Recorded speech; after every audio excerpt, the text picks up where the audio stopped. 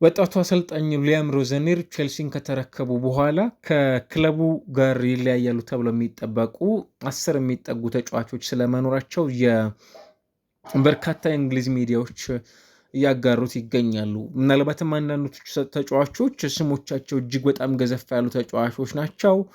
እንደነ አለንድሮ ጋርናቾ፣ ኤንዞ ፈርናንዴዥ፣ ወጣቱ በዚህ ውድድር ዓመት ገና መፈረም የቻለው ምናልባትም ፊርማቸው አልደረቀም ተብለው ከሚነሱ ስሞች መካከል ሊያም ዴላፕም ጭምር እንደሚነሳ ማትሎ አሊያም የዘቴሌግራፍ ጸሐፊያን ከሆኑ ጋዜጠኞች መካከል አንዱ ይህንን መረጃ ይፋ አድርጓል።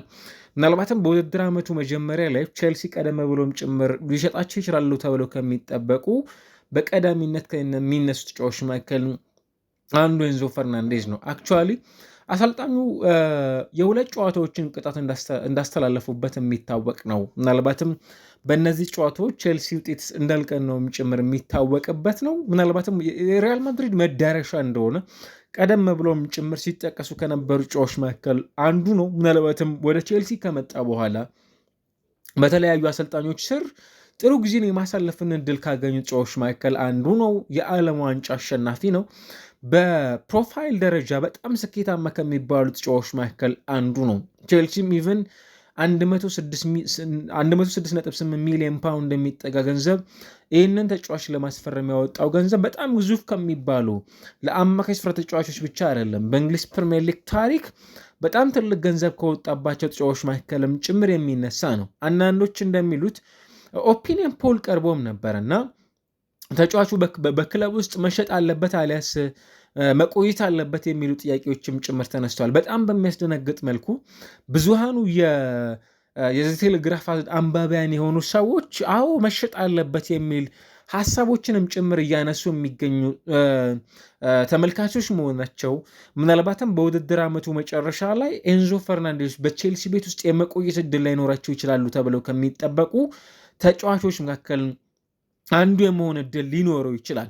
በጣም የሚያስገርም ነው። ከዚያ ባሻገር ሁለተኛ ደረጃ ላይ የሚቀመጠው ተጫዋች ዌስሊ ፎፋና ነው። የፈረንሳይ ተጫዋች በጣም ጥሩ ጊዜ ነው የሚያሳልፈው። አክቹዋሊ የጉዳት ምክንያት ወጣ ገባ ጊዜንም ጭምር ደግሞ ከሚያሳልፉት ተጫዋቾች መካከል አንዱ እንደሆነ ይታወቃል። በጣም ተደጋጋሚ የሚባሉ ጉዳቶችን ሜዳዎችን ለቆ እንዲወጣም ጭምር የሚያስገድዱት ሜዳ ውስጥ የሚያሳልፋቸው አጋጣሚዎች በጣም ጥቂት ናቸው። ምናልባትም በእነዚህ ቆይታዎቹ ደግሞ ቼልሲ በዚህ ተጫዋች ላይ ማግኘት የሚፈልገውን ግልጋሎት አግኝቷል ለማለት በጣም በሚያስቸግር መልኩ የተመለከትነው ነው የምንገኘው።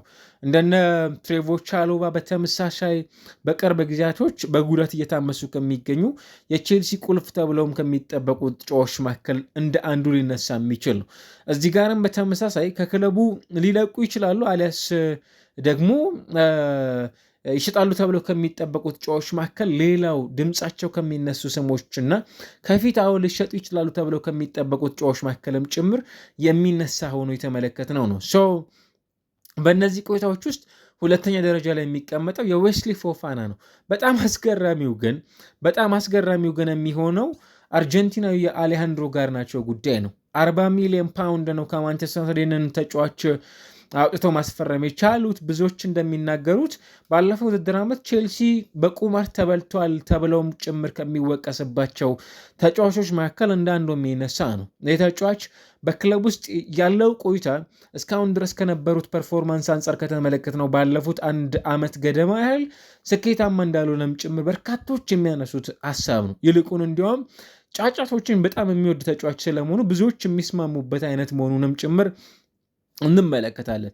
ወደ ስታንፎርድ ብሪጅ ካቀና በኋላ በጣም ጥቂት በሚባሉ ጨዋታዎች ላይ ብቻ የአሌሃንድሮ ጋርናቾን ብቃት በተሻለ ፐርፎርም ለማድረግ የሞከረባቸው አጋጣሚዎች ናቸው። በአብዛኞቹ ግን ፍጹም ቼልሲ ከሚፈልገው አንጻር የዚህ ተጫዋች የሜዳ ላይ ቆይታ ፍጹም ትክክል እንዳልሆነም ጭምር የሚያነሱበትን አጋጣሚ እንመለከታለን እና ከዚህ ተጫዋች ሊለቁ ይችላሉ ተብለውም ጭምር ከሚጠብቁት ተጫዋቾች መካከል አንዱ ነው። ይልቁኑ እንዲያውም ተጫዋቹ አሁን ባለ ሁኔታ አሁን ባለው ሁኔታ የመጨረሻ ውሳኔዎቹ ትክክል ባለመሆናቸው ምክንያት ከዚህ ክለብ የመልቀቅ እድል አላቸው ተብሎ ከሚጠበቁት ውስጥ አንዱ ነው። ኢቨን የአሊያንድሮ ጋርናቾ ከወጣበት ገንዘብ አንጻር ለቼልሲ የዛን ያህል ገንዘብ አውጥቶም ጭምር የነን ተጫዋች የሚያስፈርመው ተጫዋች ይኖራል ተብሎ ከማይጠበቁት ተጫዋች መካከልም ጭምር ስለመሆኑ በርካቶች እያነሱ ነው የሚገኙት። ከዚህ ክለብ ጋር ሌላው ይለቃሉ ተብለው ከሚጠበቁት ውስጥ አንዱ ማርክ ጉይ ነው። በጣም አስደናቂ የሚባል ፐርፎርማንስ እያሳለፈ የሚገኝ በጣም ገና ወጣት የሚባል አይነት ተጫዋች ከሲቲ ጋር በነበረው ጨዋታ ተቀይሮ መግባት የቻለ ገና 20 ዓመቱ ላይ የሚገኝ ምናልባትም በቀጣዮቹ ዓመታቶች ውስጥ የዚህ ቡድን ሁነኛ የሚባል የፊት መስመር ተጫዋች ይሆናልም ጭምር ተብለው ከሚጠበቁ ተጫዋቾች መካከል እንደሆነም ጭምር የሚነሳ ከባርሴሎና በ5 ሚሊዮን ፓውንድ ብቻ ማስፈረም የቻሉት በጣም በጣም በጣም ተስፋ ከሚጣልባቸው ትልቅ ተስፋ ካላቸው ተጫዋቾች መካከል አንዱ እንደሆነም ጭምር የሚነሳለት በጥቂት አጋጣሚዎች ብቻ ተስፋ የታየበትና ብዙ የመጫወቻ ጊዜንም ጭምር ደግሞ በቼልሲ ቤት ውስጥ ካልተሰጣቸው ተጫዋቾች መካከል እንደ አንዱ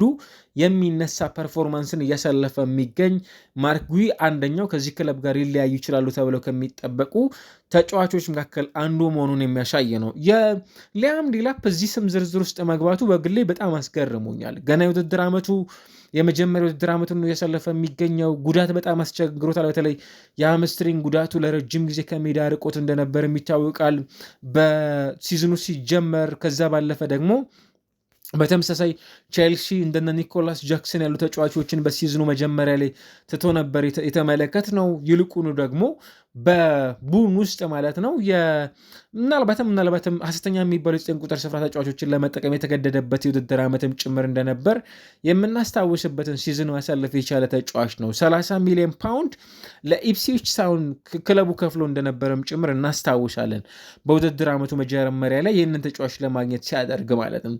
ከዚያ ባሻገር በእነዚህ ቆይታዎች ውስጥ ደግሞ እንደነ ቼልሲዎች ማለት ነው ከሲስተር ክለብ ከሚባለው ስትራስቡርግ የሚገኝ ኢማኑኤል ኤሜርጋ ምናልባትም ወደዚህ ክለብ ሌላው ማቅናት ተከትሎ አንደኛው የሚጠበቀው የሊያም ዴላፕ ወደዚህ ቡድን ከመጣ በኋላ በሚፈለገው ልክ እያሳለፈ የሚገኝ ተጫዋች አይደለም። በጣም የሚያስገርመው ግን አብዛኞቹ ይህንን ጽሑፍ ያነበቡ ሰዎች ስሞቻቸው እየተዘረዘሩ የሚገኙ ተጫዋቾች ከክለቡ መልቀቅ አለባቸው፣ መሸጥ አለባቸው የሚሉ ሀሳቦችንም ጭምር ደግሞ የሚያነሱ ናቸው። ፊሊፕ ጆርጊንሰን በተከታይነት የሚነሳ ተጫዋች ነው። ቼልሲ አክቹዋሊ ግብ ጠባቂን በተመለከተ የትኛውን ግብ ጠባቂ በማምጣት ነው ቡድኑን ማስተካከል የሚችለው ራሱ የሚለው ጥያቄ በትልቁ የሚነሳ ነው። ሮበርት ሳንቼዝ በቡድኑ በኩል ለምሳሌ ጆርጊንሰን ከተሸጠ አሊያም ሮበርት ሳንቼዝም ከተሸጠ የትኛውን ግብ ጠባቂ ይዘው ሊቆዩ ይችላሉ የሚለው ጉዳይ የሚጠበቅ ነው። ሁለቱም ግን በእርግጠኝነት የቼልሲን የግብ ጠባቂነት ሚናን በተመለከተ በአግባቡ መወጣት የሚችሉ ተጫዋቾች ናቸው አይደሉም። በደንብ የሚያስማማ ይመስለኛል። እጅግ በጣም የበዙ ስህተቶችን በሜዳ ውስጥ የሚያከናውኑ ሁለት ለቼልሲ በጣም አንደር ፐርፎርሚንግ የሚባል የሜዳ ላይ እንቅስቃሴን የሚያስመለክቱ ተጫዋቾች መሆናቸውን የተመለከትንባቸው አጋጣሚዎች አንድ ሁለት የሚባሉ አይደሉም። ያንን ያየንባቸው አጋጣሚዎች የሚነሱ ናቸው። ኒኮላስ ጃክሰንን በተመለከተ ብዙ ጥያቄዎች ይነሳሉ አይደለ? በባየር ሚዩኒክ ቤንች ላይ ብዙ ጊዜ የሚቀመጥ ተጫዋች ነው። ስቲል ብዙ የመጫወቻ ጊዜ ያገኘ አይደለም የሚገኘው። ኤንዞ ማሬስካ ይህንን ተጫዋች ከተዉት በኋላ አሁን ባሉት አሰልጣኝም ጭምር የሚፈለግ አይነት አይደለም እንደሚታወቀውና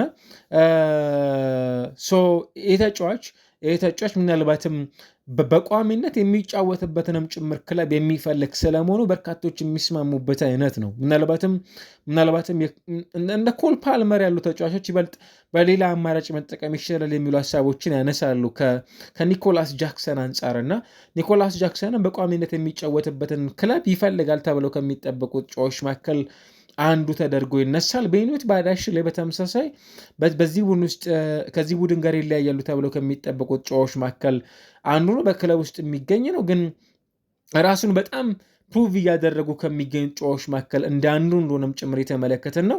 እሱም ጥሩ ጊዜን እያሳለፈ ነው። ነገር ግን ከዚህ ክለብ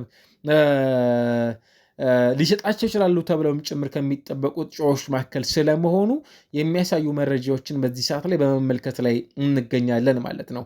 ከዚያ ባሻገር የቶሲን አዴርቢዮዮ ጉዳይም ሌላው የሚጠበቅ ነው። እሱም ኮንትራቱን በተመለከተ ምናልባት ወደ ፉልሃም የሚሉ ጥያቄዎች ይነሳሉ። ምናልባት አሁን ባለ ሁኔታ የት ሊያመራ ይችላል የሚለው ጉዳይ የሚጠበቅ ነው። የመጨረሻዎቹ 2 ዓመታት ቆይታ ላይ አክቹዋሊ 28 ዓመቱ ላይ ደርሷል።